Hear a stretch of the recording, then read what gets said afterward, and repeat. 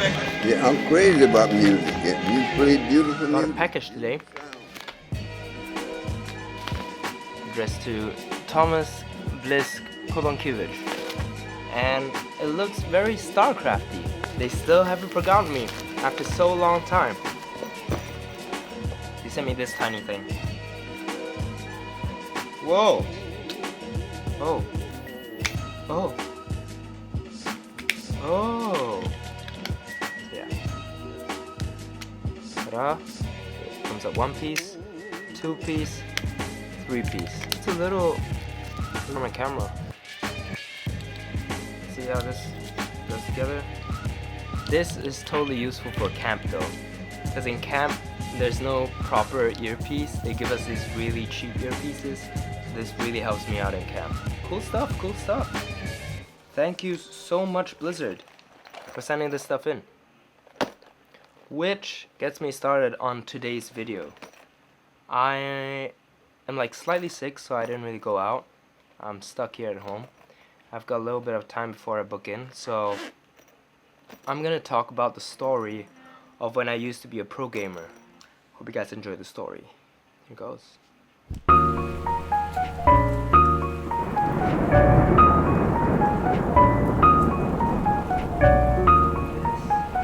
So this is a story about my past. It's a story about my esports journey as a professional gamer. So this story begins before NS, or even before TSL. It started back in secondary school when I was first introduced to a game called StarCraft 2 by a friend named Chris. This is a horrible picture we took back in Melbourne, but it's about all I can find for now. We were good friends and we also made a video together before.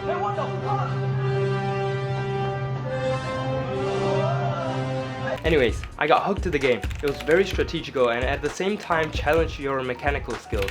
One of the highest skill cap games there are out there. If you guys are curious how the game works, I'll leave you guys to Google the rest. I studied and played a lot of it, watched how professional players played the game and got inspired to try to be competitive myself. So I joined a small LAN competition and as a nobody, I happened to beat the top player in Singapore at the time, Revenant, who eventually became my teammate. But more on that later. I didn't win the tournament, but I got my name out there for sure.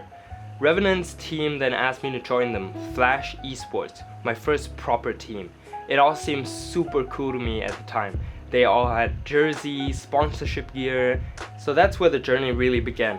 Probably practicing as a team, private matches against one another, intense strategy discussions, and for the first time, even rented a house to hold a boot camp together to practice for a major tournament. So in 2012, I've represented Singapore to go to the Tokyo Game Show and play the top 8 finals there. That was my first overseas tournament experience. Flight, accommodation paid for. You felt like a boss. Late 2012, I then attended my first international tournament, which was hosted in Singapore. Alright, this is Joe Wong and I'm here with Flash BlysK. How are you doing? I'm doing great. Let's talk about, I guess, your LAN experience. Is this sort of your first major LAN with all these sort of international pros? With international pros, definitely. I had one minor LAN event, which was in Japan, so that was also a very fun event, but this is definitely grander. The production is much better and it's amazing just even being here. It doesn't matter if you win or lose. Let's talk about kind of your relationship with some of the pros, because I saw you talking to Grubby yesterday and he was looking The cool thing about all this was all the players I once looked up to were now in reach of me.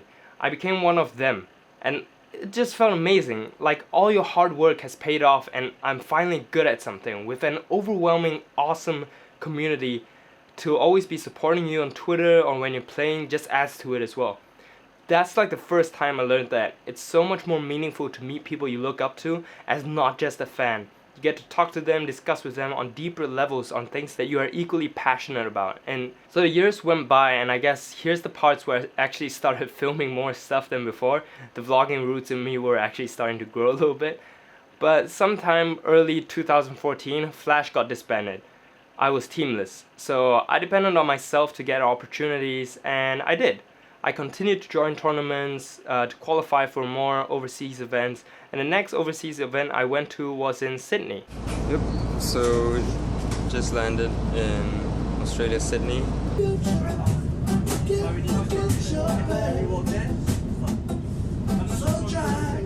Come in. push down through. Wow. Wow. Why you too bad? Yeah. Why? I don't know. Wow. So good. By the way, my room was this nice because the people who sponsored this were Blizzard, the people who actually made the game StarCraft 2. Like, I want here.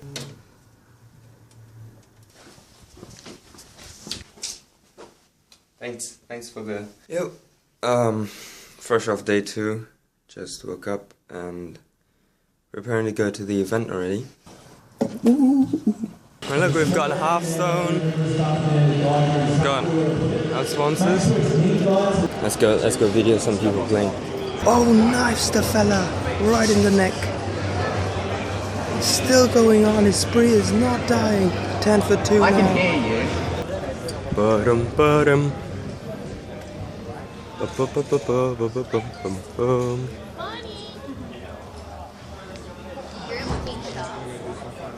Oh no, what do we do?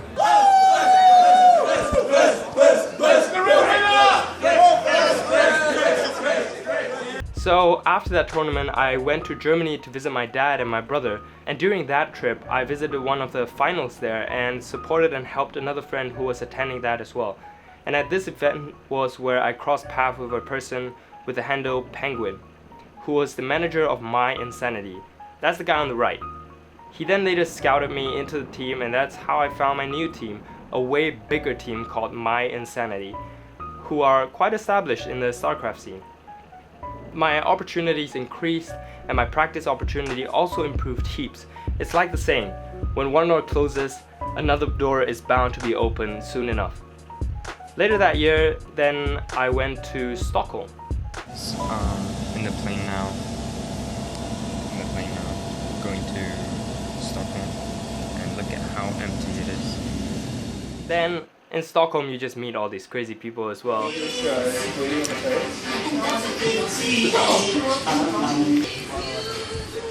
Here's the Koreans.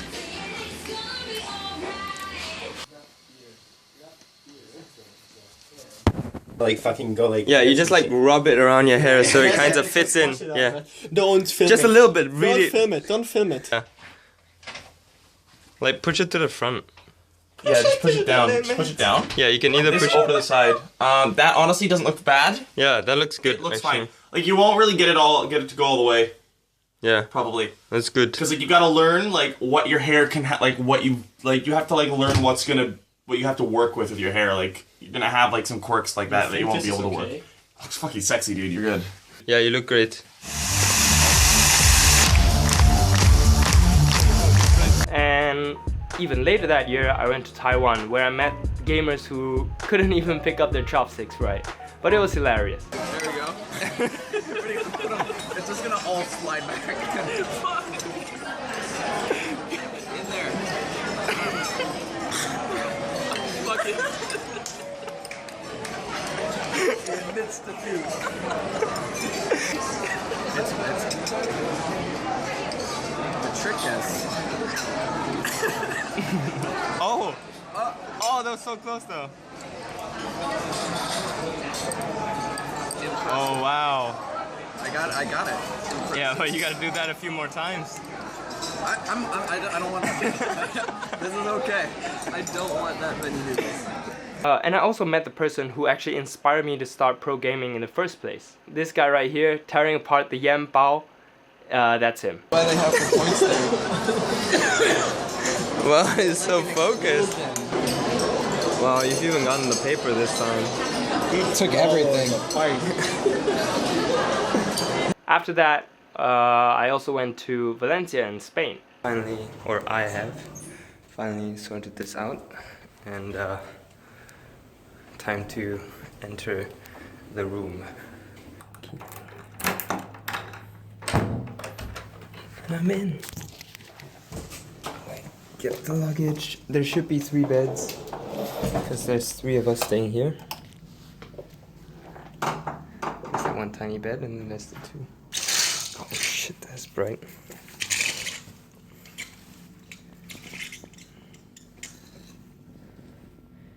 It's like, because Valencia is like really short, buildings. You can see really far even though you're only on the 5th floor. Like, look at that. Symbol. Ariam can't believe it. Woo! Bitches, let's go! Woo! Wait for God! What the fuck? Stage game as well. Stage game as well. We had so much fun there. And they were teaching all these kind of weird drinking games. Okay, so test run.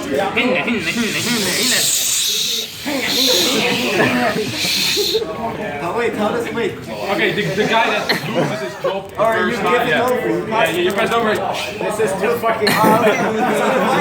The Viking can pass it alone. Ah, okay. You have to film it. Okay, boys. Yeah, I think it was. Oh, who's the last one? I don't know. We have it on video. The one, the counting game, yeah? What word and what number? Number. Let's do a 3 and... It's too quick. Zerg. Because then it's 3, 6, 9. Yeah, that's where it gets fun. That's where it gets actually exciting. Zerg. Sir. Because they okay. won. Again. 1, 2. Sir. 4, 5. Zerg, 7, 8, Zerg.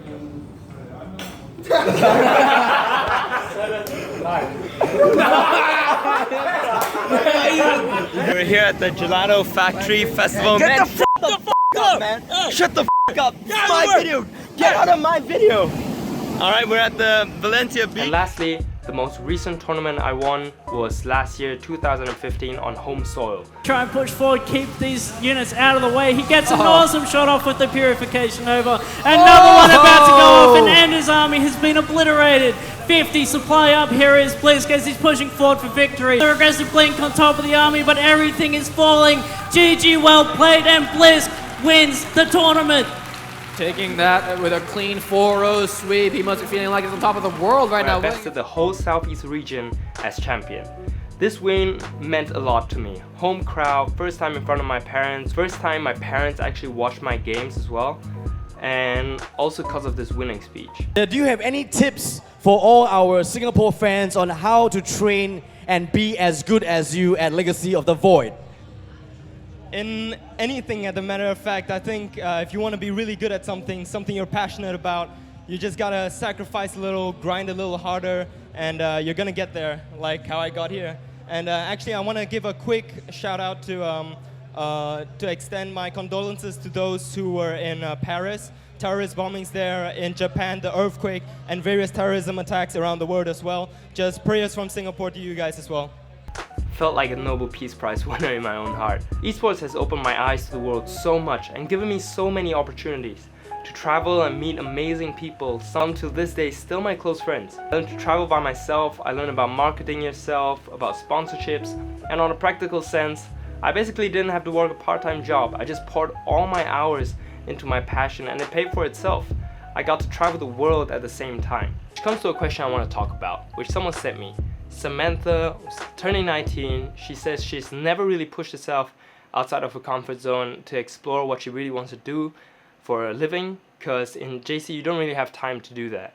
So the question is, how do you go about exploring and finding out what you want to do for the rest of your life? How do you know if it's not just an interest, but something that you really can invest time in and make it into a career? For her, the interest here was baking. So I played games competitively while schooling at the same time. So during the first year in which I went competitive, I actually dropped out of Temasek Poly's Law and Management and I joined SP's Media and Communication instead. And that was because of gaming. That was because I realized that I wanted a job that would deal with people in a different way. Now that was interesting because gaming made me realize what I wanted a career in. To discover what you want to do in the future, you first need to analyze yourself. Ask yourself what your strengths and weaknesses are. It seems simple, but it's weird when you actually try to apply it. So everyone has these strengths and weaknesses. And you're going to realize that it's much easier to find out, to state your weaknesses than your strengths. But everyone has a strength, you definitely do. It's just whether you are aware of it or not. For example, if it's empathy or drawing or whatever. Okay, that's where you begin. Your strength opens the mind map to many possibilities of which you can try when you're young. And when you're young, we have all the time to keep trying and failing and learning from the experiences and maybe finding out what you actually might want to do in the future. So it's freaking amazing, man. You can't do that when you're old anymore because you'd be having like different responsibilities. But when you're young, you have all this time in the world. Weaknesses are basically a tell for what you shouldn't be doing. Like, if I'm not detailed, I should probably not be a scientist. If strengths don't work, you can actually simplify it and look at what your likes and dislikes are. And you can continue there. Yeah, if you're doing something you like and you're pouring all the hard work, it's not going to be as painful. But if you don't have any of what I just mentioned, it just means that you need to live life a little bit more because you're lacking a lot of experience and self-discovery. By the way, this concept was taught to me by my good friend Willie as well. He's in my US vlog, so thank you for this too. Now comes after you find your passion. You need to learn how to sacrifice and prioritize. For me, it was 4 things: games, family, friends, and school. I had to constantly shuffle in between these. So if a tournament came up, then games would go all the way up to the top. If Mother's Day came up, then family would go all the way up. So I sacrificed a lot of friends' time too. They would definitely know. I would practice like 4 to 5 hours a day and I couldn't hang out with them as much. And you need to be willing to sacrifice that if you're serious about what you're doing. As much as I told my parents that gaming was just a hobby, I treated it very, very, very seriously and made it a profitable hobby for myself. And that's kind of basically what I think is the initial goal, to see if you can do this for real. So for example, for this young lady Samantha who likes to bake, she could bake whenever she's taking a break from her studies or during her free time and put them up on her Instagram and try to sell that to her friends or take it to school and share with them, stuff like that. And that's how you get started. If you have the ability to prioritize and sacrifice and put in the effort and grind, your parents can't say too much about it because you're still bringing home the results at school, and while in your free time, that's just being poured into your passion instead of like random stuff. I hope that short rant helps some of you guys who are like at the brink of wanting to chase some dream but don't dare to basically discover the ropes on the how-tos. For those who are interested about my gaming story, you must be wondering, why did you stop if it was such a fun ride? Basically, earlier this year, I ended things with a girl, and after that happened, it crippled me a little bit mentally. So a lot of the tournaments I joined, I just kept losing and losing. And I think you can actually see it here on this graph, right here. That's like my performance graph. So over here you can see January was where kind of like the breakup-ish happened. And you can see just this plummet in skill. So that was kind of just what happened, which is an important point too, because a lot of the tournaments I joined, I just kept losing, and reality hits that if you're investing this much time into something and it's not giving you back what you're putting into it, then it's not worth it anymore. So as much as you're doing something you love, gaming was something I really, really loved, you kind of have to know when you need to stop and cut it off, right? With NS nearing and work at TSL just piling up as well, I did stop. But eventually I also picked up watching Casey Neistat, and I found a new outlet of creativity and challenge that came in the form of vlogging. So that's what this is, right? And so as one flame dimmed down, another one lit up. One that's even louder than before, and one with a much larger audience too. So here I am today. Will I go back to gaming? Maybe after NS. We'll see how it goes. We'll see how I'll get involved again. I absolutely love the community there and the people who work behind it as well, and just so passionate about it. So we'll definitely see. And yeah, I guess that concludes the whole story. I hope you guys enjoyed this. This is like my first time trying out this like story thing. It's not perfect. It's a little bit rushed, of course, but it's quite the nostalgic ride for me. So next weekend will probably be proper vlogs again. So until then, K.